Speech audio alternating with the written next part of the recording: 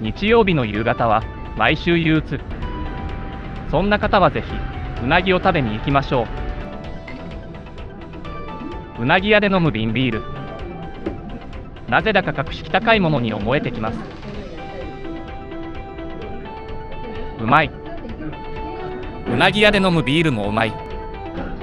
うなぎのつまみで一杯やりながらうなぎが焼けるのを待つ。この楽しみは酒飲みにしか分かりません。うなぎが焼けるのを待つ時間とは店先の行列で待つ時間とは異なります。待つ時間もセットでうなぎ。そう考えると待つこと自体が腑に落ちます。何が言いたいのかわからない、結論を先に言わない長いプレゼン。ミスした経緯から説明する、言い訳じみた謝罪。ビジネスシーンでは欲しい結論まで待たされることに苛立つことが多いことでしょう。わからない結論を待たされるより待った甲斐があるうなぎ。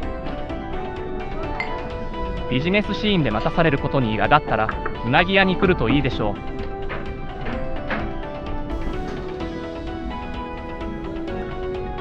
うなぎが来るまでにしっかりと酒で自分を仕上げる。大事なプレゼンの前日に資料の最終チェックをするように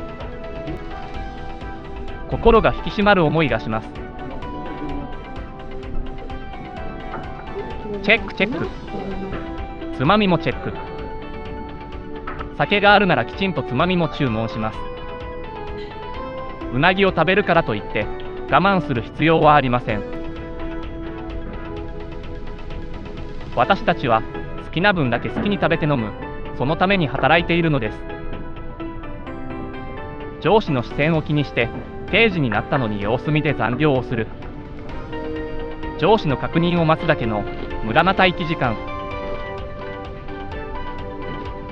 好きな時間に出社して好きな時間に帰る。それが叶わないのがサラリーマンです。ですからうなぎ屋にいる時ぐらいは好きに振る舞ったら良いのではないでしょうか。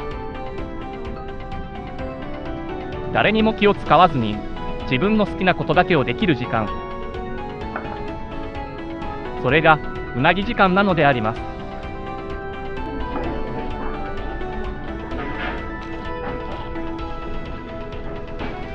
まだかなまだかな。まんじりともせずうなぎを待つ。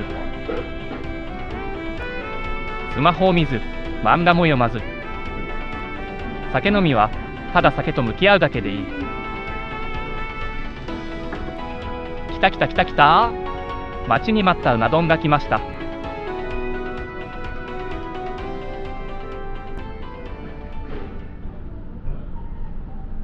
蓋を取るとふんわりと香るタレとうなぎの香ばしさ。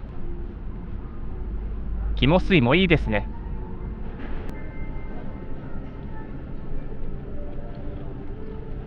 うな丼についている小鉢でさらに酒を飲む。うなぎを前にして男はさらに自分をじらすのです。そしてとうとううなぎに手をつけます。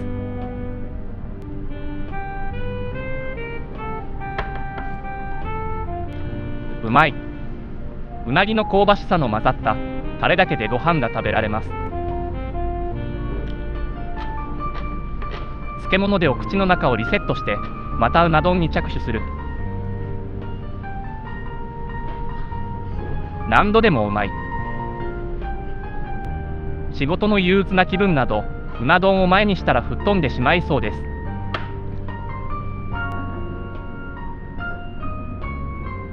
平日のランチに1000円かけるなら少し我慢してうな丼を食べた方がいい。酒場で上司の愚痴を言い合う飲み会なら少し我慢してうな丼を食べた方がいい。結論から入ることの大切さと先を見据えて待つことの大切さをうな丼は教えてくれるのです。自分への先行投資とはうな丼を食べることと言っても過言ではありません。